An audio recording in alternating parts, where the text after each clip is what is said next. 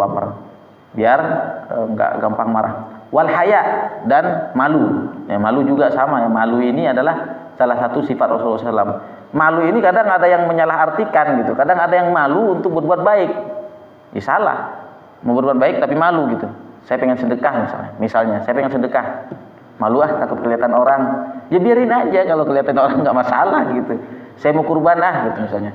Tapi malu takut disebutin panitia nanti. Kambing pertama atas nama fulan bin fulan. Malu nggak usah. Jangan, itu malah setan begitu pengennya. Setan pengennya kita nggak beramal. Makanya para ulama bilang, malu itu apa sih? Malu itu adalah sifat yang mencegah pemiliknya untuk berbuat dosa. Itu yang malu yang sesungguhnya. Kalau malu sampai kita meninggalkan kebaikan, ya bukan malu, itu adalah godaan setan biar kita nggak beramal. Makanya jangan salah mengartikan malu. Takutnya diartikan malu itu adalah sampai meninggalkan kebaikan. Dan Rasulullah SAW itu kalau dalam hadis disebutkan, beliau itu lebih memiliki rasa malu daripada seorang gadis yang ada dalam kamarnya. Memang benar-benar istilahnya beliau itu malu. Malu untuk apa? Malu untuk berbuat maksiat, makanya nggak pernah berbuat maksiat. Termasuk juga malu beliau kayak membuka aurat, itu beliau malu dan seterusnya. Makanya Nabi Muhammad SAW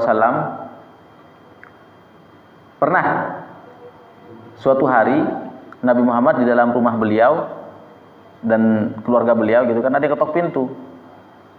Rasulullah paham kalau itu adalah Abu Bakar. Kata Rasul kepada khodim beliau, kepada pembantu beliau, itu Abu Bakar, silahkan suruh masuk. Masuklah Abu Bakar radhiyallahu anhu.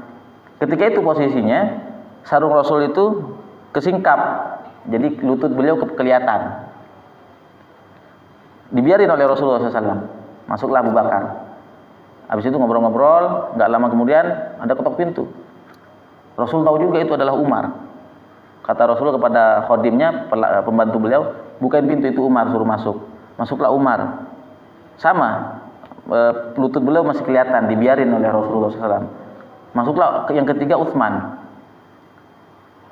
Rasulullah tahu, paham kalau yang ngetok pintu adalah Utsman. Kata Rasul, silakan masuk. Nah, ketika Utsman masuk, ditutup oleh Rasulullah itu. Lutut beliau ditutup. Ditanya oleh sahabat-sahabat yang datang duluan, ya Rasul, tadi kami datang kok nggak ditutup itu paha, itu lutut antum. Giliran Utsman yang datang, antum tutup. Kata Rasul apa? Inni la astahi mimman istahyat binhul malaikah. Saya itu malu kepada orang yang malaikat pun malu kepadanya. Ya, memang Utsman itu salah satu keistimewaan beliau bahwa malaikat itu malu kepada Utsman bin Affan. Kalau Umar juga kebalikannya. Umar itu setan pun takut kepada Umar. Makanya kata Rasul, masalaka Umar fajjan illa salaka syaiton fajjan ghairah. Tidak pernah Umar melewati suatu jalan kecuali setan pasti milih jalan yang lain. Gak mau setan itu berjalan sejalan dengan jalannya Umar. Iya, Umar kalau lewat jalan sini, setan tuh gak mau lewat sini, cari jalan alternatif sono. Takut sama Umar bin Khattab itu, karena memang sifatnya keras. Makanya tadi kenapa kok Rasulullah kenal itu ketokan pintu siapa? Rasulullah memang perhatian sama sahabat, paham gitu. Oh itu Abu Bakar, karena kalau ngetok lembut pelan. Kalau dor, itu Umar. Dan beliau memaklumi itu karena sudah karakternya seperti itu. Kalau Utsman gimana? Bahkan jangankan ketokan pintu ya. Rasulullah itu sampai suara sendal pun beliau hafal itu. Oh ini suara sendalnya ini. Mungkin kita juga sebagian orang kita kenal ya. Ada orang yang kalau jalan bisa diseret sendalnya. Ada yang kalau nih klak macam-macam. Rasul itu perhatian sama sahabat. Makanya beliau tuh hafal. Oh ini makanya pernah termasuk masalah sunnah sholat sunnah ba'diyah wudu gitu. Kita kalau setelah selesai wudu kan disunahkan sholat sunnah 2 rakaat. Itu dari mana kisahnya? Itu Rasulullah nggak pernah ngajarin itu. Nggak pernah Rasul perintahkan sahabat kalau kalian wudu sholat sunnah lah 2 rakaat. Nggak ada perintah begitu. Amalan itu dari Bilal radhiyallahu anhu, Bilal bin Rabah, budak yang dimerdekakan oleh Abu Bakar. Rasulullah pernah suatu malam itu beliau tidur dan bermimpi. Besokan paginya beliau bangun, kemudian beliau ceritain, bilang sama Bilal, wahai Bilal, amalan apa yang kau amalkan sehingga saya semalam bermimpi, saya di dalam surga itu mendengar suara sendalmu. Sampai suara sendal Bilal beliau hafal. Bahkan di surga pun masih beliau ingat, istilahnya begitu. Itu suara Bilal. Tanpa beliau melihat kepada Bilal. Akhirnya apa kata Bilal? Ya Rasulullah, mungkin karena setiap selesai wudu saya sholat sunnah 2 rakaat. Jadi yang membuat sholat sunnah 2 rakaat itu awalnya adalah Bilal bin Rabah. Makanya kita nggak bisa istilahnya mengatakan, oh, ini nggak pernah tuh dikerjain oleh Rasul. Oh, itu sesat. Itu nggak bisa. Selama nggak dilarang dan nggak ada larangan dari Rasul, ya udah nggak usah terlalu dipermasalahkan gitu. Ya yang sederhana aja lah, misalnya kalau di kita misalnya ya kita kalau bicara masalah debat masalah tahlil misalnya nggak akan selesai sampai kapan juga. Ya pasti ada yang bilang nggak boleh, ada yang bilang boleh. Tapi yang jelas selama tidak menyimpang, selama tidak ada larangan, ya udahlah. Masing-masing punya keyakinan, masing-masing punya dalil, masing-masing punya cara berpikir dan seterusnya. Makanya termasuk tadi sholat sunnah setelah wudhu itu bukan Rasul yang ngajarin, Bilal. Kemudian juga sholat ini juga itidal, kita baca itidal. Sami Allahu liman hamidah. Kemudian kita baca doa Rabbana walakal hamd. Itu yang diajarkan oleh Rasul. Tapi sahabat ada yang nambahin. Rabbana walakal hamd mil'us samawati wal ardi mil'u ma syi'ta min syai'in ba'dah atau ba'du. Itu adalah bacaan yang dibuat oleh sahabat itu. Ceritanya gimana? Rasul biasa seperti biasa salat. Sami Allahu liman hamidah. Sahabat biasa yang lain. Rabbana walakal hamd atau Rabbana lakal hamd. Itu yang dibaca sahabat. Tapi setelah selesai assalamualaikum, Rasul bilang, siapa tadi yang membaca bacaan tambahan setelah Rabbana walakal hamd? Dia baca, Rasul tahu itu. Rabbana lakal hamd mil'us samawati dan seterusnya. Padahal Rasulullah itu istilahnya nggak ngedengar, tapi ya diberikan petunjuk oleh Allah Subhanahu Wa Taala. Sahabat ini yang ngaku, ya Rasul saya, mohon maaf kalau saya salah. Cuma saya dalam naluri saya pengen memuji Allah seperti itulah. Saya pengen memuji Allah dengan bacaan tadi. Sahabat ini ngerasa bersalah karena takut bikin hal yang istilahnya baru gitu. Rasul bilang apa? Saya tadi ketika itidal tadi itu ngelihat 40.000 malaikat saling berebut untuk mencatat pahala yang besar untuk yang membaca tadi itu. Akhirnya dari sejak itu bacaan itu disunahkan. Yang ngajarin bukan Rasulullah SAW, itu adalah bacaan sahabat, salah seorang sahabat. Termasuk kita juga Sami Allahu liman hamidah itu. Kok bisa beda sendiri? Kalau yang lain kan Allahu Akbar tuh. Nggak pernah kita baca ruku Subhanallah, nggak ada. Perpindahan dari rukun ke rukun berikutnya kan kita baca Allahu Akbar, Allahu Akbar, Allahu Akbar. Dulu awalnya Sami Allahu liman hamidah itu kita Allahu Akbar juga itu. Habis ruku ke i'tidal Allahu Akbar. Sebenarnya dulu begitu. Dari mana itu Sami Allahu liman hamidah? Itu dari Abu Bakar itu. Karena Abu Bakar radhiyallahu an memang sudah punya niat, punya tekad, jangan sampai saya telat sholat jamaah, nggak boleh masbuk. Itu tekad beliau, komitmen beliau, saya pokoknya nggak boleh masbuk sholat berjamaah dengan Rasulullah. Dan itu beliau pegang itu.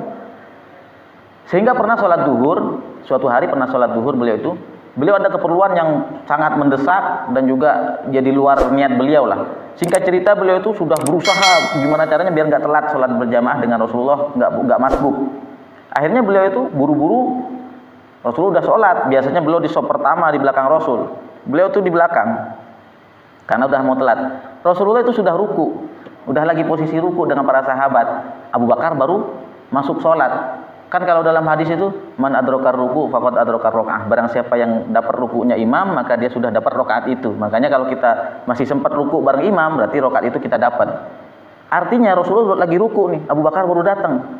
Kalau Rasulullah langsung angkat nih, Abu Bakar udah habis tuh, udah masbuk. Ya, niat saya udah nggak 100%, udah ada bolongnya saya. Itu beliau sangat sesali itu. Beliau sangat menyesali kalau sampai ada satu sholat wajib yang beliau masbuk, tidak berjamaah dengan Rasul. Sampai sebegitunya Abu Bakar. Singkat cerita Rasulullah lagi ruku, Abu Bakar baru datang. Abu Bakar nih pengen berharap, jangan dulu ruku ya Rasulullah, jangan dulu ruku gitu. Itu permohonan beliau dari dalam hati beliau yang terdalam itu. Allah dengar itu. Allah dengar permohonan Abu Bakar, sehingga Allah perintahkan kepada malaikat Jibril, wahai Jibril sampaikan kepada Nabi Muhammad untuk tahan dulu rukunya. Sehingga sholat zuhur itu Rasulullah rukunya agak lama, nggak seperti biasa. Ruku lama, sahabat-sahabat yang lain itu ada apa ini? Jangan-jangan terjadi apa-apa sama Nabi Muhammad? Ada yang angkat kepala dikit? Oh enggak, Rasulullah lagi ruku. Baru Abu Bakar masuk baru masuk sholat, ruku bersama Rasul, barulah itu Rasulullah mengangkat, dan itu pun langsung Allah perintahkan untuk diubah. Bacaannya bukan Allahu Akbar lagi, tapi Sami Allahu liman hamidah. Apa arti Sami Allahu liman hamidah? Sami Allahu liman hamidah, Allah Maha mendengar orang yang memujinya. Orang yang memujinya dalam bacaan itu siapa? Abu Bakar. Jadi Abu Bakar karena dapat rukunya Rasulullah, dalam hati itu beliau bersyukur kepada alhamdulillah, saya masih dapat rukunya Rasulullah. Akhirnya bacaan i'tidal dari sejak itu diubah oleh Allah Subhanahu wa taala, diperintahkan kepada Rasul untuk menjadi Sami Allahu liman hamidah. Itu jadi artinya nggak bisa kita hal-hal yang mungkin mana hadisnya, mana ada, nggak bisa begitu. Yang penting selama itu nggak ada larangannya, nggak ada hadis yang mencegahnya, ya udahlah kita saling berlapang dada. Jadi seperti itu ya.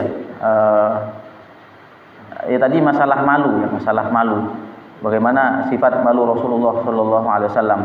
Jadi kembali kepada malu tadi. Jadi Rasulullah SAW itu malu ketika lutut beliau terlihat oleh Utsman, yang mana Utsman, para malaikat pun malu kepada Utsman bin Affan radhiyallahu anhu. Makanya ulama itu beda pendapat sampai sekarang. Apakah lutut aurat apa enggak? Kalau mazhab Syafi'i lutut itu adalah aurat. Dalilnya mana? Itu ketika Utsman datang Rasulullah tutup. Kalau mazhab Maliki lutut bukan aurat. Dalilnya mana tadi itu? Buktinya kalau ada Abu Bakar sama Umar enggak ditutup gitu. Makanya termasuk yang jadi permasalahan itu kalau lagi main bola timnas kita ngegolin sujud syukur. Sedangkan celananya celana pendek. Ya udahlah, mazhab Maliki. Mazhab Maliki nggak apa-apa. Kalau mazhab Maliki nggak tutup lutut nggak masalah. Cuma kadang yang aneh juga, kadang sujud. Kadang ada yang sujudnya ke sini, satu lagi ke sini, satu lagi ke mana ini? Kayak sujud dalam Ka'bah ya. Ya husnuzan aja. Karena kalau masalah arah kiblat itu kan masih ada keringanan yang 45 derajat ya. Kalau kiblat ke sini, kita mencong dikit nggak masalah. Yang penting jangan sampai lebih 45 derajat. Arah kiblat sini, ya maksimal sampai sini lah. Kalau sampai ke sini, ya itu udah nggak menghadap kiblat. Jadi masalah aurat, apakah lutut aurat apa bukan, ya ada beda pendapat berdasarkan hadis tadi. Jadi Rasulullah SAW itu adalah orang yang pemalu untuk berbuat maksiat. Makanya pernah juga ada riwayat itu dalam kitab Asy-Syifa disebutkan. Salah satu sifat malunya Rasulullah SAW itu di Madinah ada katanya itu. Dulu di zaman Rasul ada seorang perempuan di Madinah yang sifat malunya sedikit gitu. Enggak malu. Perempuan kan biasanya lebih malu lah dari laki-laki. Sahabat Rasul ada perempuan yang begitu, ya mungkin tomboy gitu ya, enggak ada rasa malu, biasa aja gitu. Bahkan ke Nabi Muhammad pun enggak ada malu-malunya gitu. Makanya sahabat perempuan ini datang ke Rasulullah lagi makan dendeng, daging yang dikerasin itu. Itu makanan orang susah kalau zaman dulu. Kalau zaman dulu ya, di zaman Rasul tuh daging yang dikerasin, kenapa? Dia diawetin biar nggak gampang basi, nggak jadi awet. Makanya Rasul bilang, ketika ada seorang perempuan datang ke Rasulullah, gemeter perempuan ini. Karena segan kepada Rasul, ngeliat Rasulullah segan, gemeter. Kata Rasul, hawini alaik, ya, santai aja, woles. Karena saya itu adalah anak Siti Aminah. Siti Aminah dulu orang biasa. Ibu saya dulu suka makan dendeng gitu. Saya orang nggak punya gitu istilahnya. Jadi jangan terlalu takut. Saya bukan raja gitu, bukan keturunan raja besar, enggak. Jadi jangan khawatir. Ya singkat cerita, dulu dendeng itu adalah makanan orang-orang yang sederhana lah, orang menengah ke bawah. Ketika itu Rasulullah lagi makan dendeng. Ada perempuan ini datang, perempuan yang nggak malu ini, yang malunya sedikit, datang ke Nabi Muhammad. Wahai Rasulullah, minta dong. Kita mana berani minta makanan kepada Rasul SAW, istilahnya begitu. Kalau dikasih ya kita terima. Atau kita jangankan ke Rasulullah ya, ke orang yang mungkin tokoh lah di masyarakat kita. Kita datang ke kepala desa misalnya, Pak, bagi dong makanannya. Pak, bagi dong rokoknya. Kurang ini kan, kurang etis. Ini perempuan datang ke Rasulullah. Rasul, bagi dong dendengnya. Ya udah, Rasul kasih tuh. Ambilin di depan. Nih. Enggak Rasul, saya enggak mau itu. Saya mau yang ada di mulut antum. Bekas yang antum gigit itu tadi itu. Enggak malu begitu. Ya memang enggak dosa sih sebenarnya. Ya udah, akhirnya Rasulullah bekas gigitan beliau dikasih sama perempuan ini. Dimakanlah oleh perempuan ini. Apa yang terjadi kata para sahabat ketika itu? Setelah perempuan ini makan dendeng itu yang bekas dari gigitan Rasul, tidak ada satupun di Madinah perempuan yang punya rasa malu lebih besar daripada perempuan ini. Jadi setelah beliau ya makan dari bekas Rasulullah SAW, jadi pemalu gitu loh. Jadi nggak berani lagi begitu-begitu di hadapan Rasulullah. Jadi punya rasa malu yang lebih daripada wanita-wanita lain. Yaitu salah satu hebatnya rasa malu Nabi Muhammad SAW. Kemudian at-tawadhu. At-tawadhu itu adalah rendah hati ya, bukan rendah diri. Jadi rendah hati. Sekalipun beliau orang mulia tapi rendah hati. Makanya beliau itu, kata beliau apa? Innama ana abdun aqulu kama ya'kulul abdu. Saya itu adalah seorang hamba yang mana aku makan seperti bagaimana seorang budak makan. Wa ajlisu kama yajlisul abdu. Aku duduk seperti seorang budak duduk. Makanya Rasul itu kalau makan nggak pernah senderan, nggak pernah tuh. Ya mungkin kita biasa aja ya, biasa aja kita makan senderan, nggak dosa memang. Kata Rasul, amma ana fala akul muttaqian. Kalau saya nggak pernah makan senderan. Kenapa? Karena kesannya kalau orang makan senderan itu kayak ya makan dengan nyaman, kayak kesannya kayak orang kaya, kayak orang punya pangkat, punya makan senderan gitu. Jadi Rasul kalau makan banyak riwayat, ada yang bilang angkat satu kaki, ada yang bilang kayak bersimpuh. Ya pokoknya kondisi atau posisi kayak seakan-akan ya orang biasa lah. Itu salah satu bentuk tawadhu'nya Nabi Muhammad SAW. Banyak ya kisah tawadhu yang dicontohkan oleh Rasulullah SAW.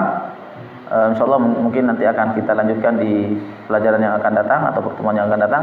Hatta laqabuhu bil amin, sampai Rasulullah SAW ini dijuluki dengan julukan Al-Amin. Ini sangat terkenal ya, sangat terkenal. Julukan Al-Amin untuk Rasulullah itu sudah dikenal bahkan sebelum beliau diangkat jadi Nabi dan Rasul. Apalagi setelah jadi Nabi dan Rasul ya julukan Al-Amin ini lebih dikenal lagi oleh orang-orang di sekitar beliau. Insyaallah kita lanjutkan di pertemuan yang akan datang. Kurang lebihnya mohon maaf. Kita akhiri dengan kafaratul majlis. Subhanakallahumma wa bihamdika asyhadu an la ilaha illa anta astaghfiruka wa atubu ilaik. Assalamualaikum warahmatullahi wabarakatuh.